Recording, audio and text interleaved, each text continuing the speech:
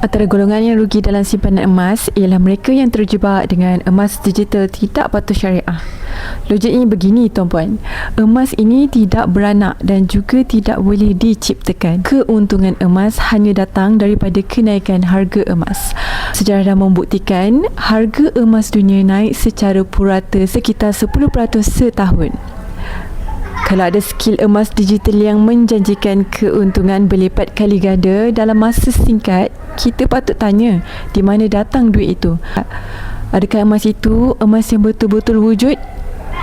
Duit kita sebenarnya pusing ke dalam pelaburan-pelaburan lain yang kita tidak tahu. Sebenarnya ada dua masalah besar dalam skill sebegini. Pertama, emas itu mungkin tidak wujud. Yang kedua, transaksi tidak patuh syariah. Tuan-puan, emas adalah item ribawi bagi umat Islam. Kalau urus niaga emas tidak patuh syariah, ia boleh jatuh kepada riba.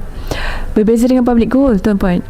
Public gold ialah syarikat jual beli emas yang telah diiktiraf patuh syariah oleh Amanah Advisor.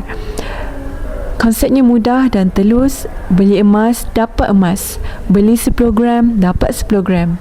Melalui akaun emas GAP, anda boleh menabung sikit-sikit. Apabila telah cukup gram, anda boleh keluarkan emas fizikal bila-bila masa sahaja.